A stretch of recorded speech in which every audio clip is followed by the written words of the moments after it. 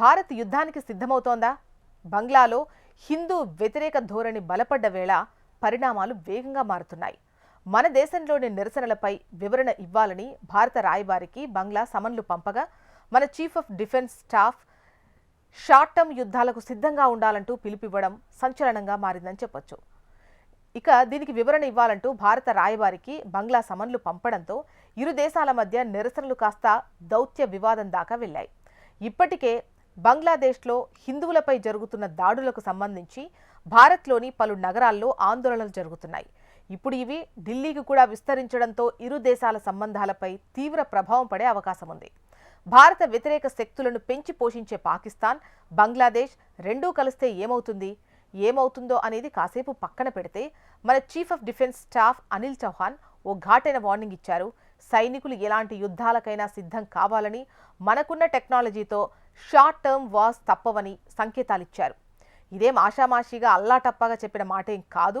బంగ్లాదేశ్లో హిందువులపై దాడులు భారత్లో రక్తం మరిగేలా చేస్తున్నాయి. అందుకే వీధుల్లో, దేశ రాజధానిలో ఇంత పెద్ద ఎత్తున జనం బంగ్లాపై విరుచుకుపడుతున్నారు. ఇది గమనించే శరబానంద్ కూడా బంగ్లాకు మందులు పనిచేయనప్పుడు సర్జికల్ స్ట్రైక్ తప్పవని హెచ్చరించారు.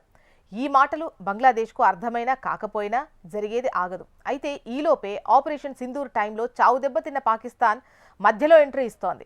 బంగ్లాదేశ్పై దాడి జరిగితే ఆ దేశానికి మద్దతిస్తామంటూ ప్రకటించింది. బంగ్లాదేశ్ వెనుక తామున్నామంటూ ప్రగల్భాలు పలుకుతోంది. ఇలా ఒకరి వెనుక ఒకరు ఉండాల్సిందే కానీ యుద్ధ క్షేత్రంలో భారత సైన్యం ముందుకొస్తే పిక్కబలం చూపడంలో ఈ రెండు దేశాల్లో ఏది ముందు ఏది వెనక అనేది తేల్చుకోవాల్సింది. గత వారంలో కూడా అనిల్ చౌహాన్ యుద్ధం గెలవాలంటే మాటలు కాదు చేతలు అని చెప్పారు. బహుశా మరి అది పాక్ను దృష్టిలో పెట్టుకుని చెప్పుంటారు. ఈ మధ్య ఆయన తరచూ త్రివిధ దళాల సమన్వయం గురించి ప్రస్తావిస్తూ ఉన్నారు. అలానే 6 దేశాలతో మనకు యుద్ధం తరహా ఘర్షణ వాతావరణం ఉందని, వాటన్నింటికీ రెడీగా ఉండాలని, టెక్నాలజీ అప్గ్రేడ్ చేసుకోవాలని సైన్యానికి సిడిఎస్ చెబుతున్నారు. ఈ క్రమంలోనే తాజాగా షార్ట్ టర్మ్ వార్ ప్రస్తావన వచ్చింది. ఒకవేళ బంగ్లాదేశ్పై యుద్ధమే చేస్తే అది ఎలా ఉంటుంది? కేవలం వైమానిక దాడుల ప్రస్తావన రాకపోవచ్చు. ఎందుకంటే ఆ దేశం మనతో కయ్యానికి దిగాలనే ఆలోచన కూడా ఉండకపోవచ్చు. మరి ఎలా యుద్ధం చేయాలి? అదే దౌత్యపరంగా, ఆర్థిక పరంగా అష్టదిగ్బంధం చేస్తే బంగ్లాదేశ్ పాలకుల దరిద్రం ఏంటో వారికే తెలిసొస్తుంది. అందుకే ఈ కోణంలోనే కేంద్రం చర్యలు తీసుకునే ఛాన్సెస్ ఉన్నాయి.